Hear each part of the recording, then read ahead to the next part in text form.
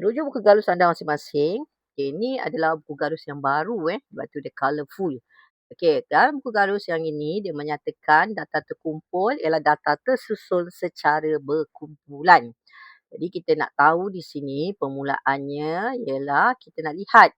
Dia dah bagi di sini, okey, kita tengok nota di atas tu, dia kata terdapat 2 kaedah hitung selang kelas. Kita ada had bawah, had atas. Had bawah yang mana ini? Okay, saya ambil warna sikit lah. Dia nampak. Kita ambil warna biru. Biru. Okey. Okay. Ini adalah had bawah. Okey, warna biru. Okey. So, ini had bawah. Okey, saya perkenalkan lagi. Kita ada had atas. Had atas yang mana? Had atas ada yang belah belakang. Ini adalah had atas. Ini adalah had atas. Okey. So, ini kaedah yang dikata sepadan atas, sepadan bawah. Nanti kita akan lihat. Sepadan atas ni, okey, kita tengok had bawah kita. Okay, saya buat nota sedikit. Okey, kita lihat pada had bawah dahulu. Had bawah kita itu 30, betul? So, nak dapatkan sempadan bawah. Sempadan bawah. Kita tolak 0.5. Betul lah. 0.5 tu yang dia dapat 29.5. Okey, untuk mendapatkan sempadan atas, kita tambah. Okey, untuk sempadan atas, kita tambahkan.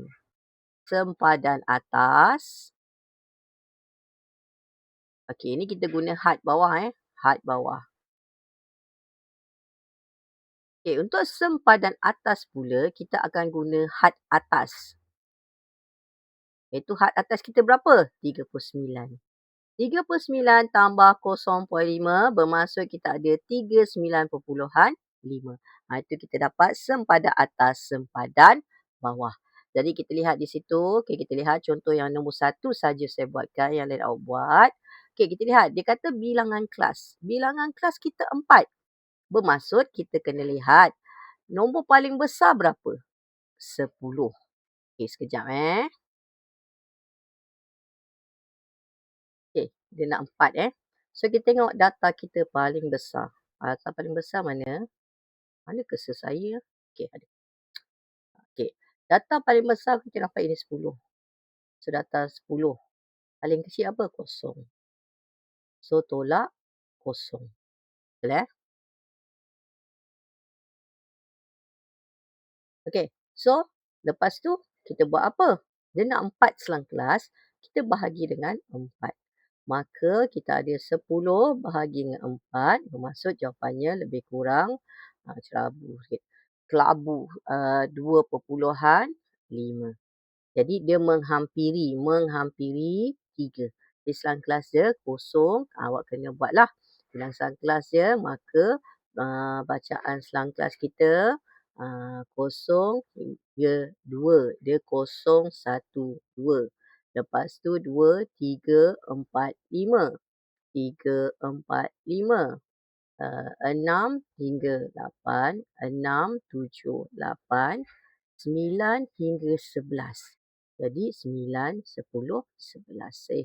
14. Itu maksud dia.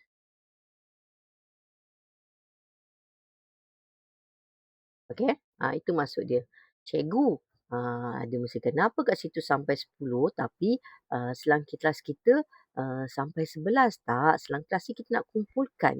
Kalau kita buat jadual, jadual dia. Jadual pun saya ingat cikgu buat.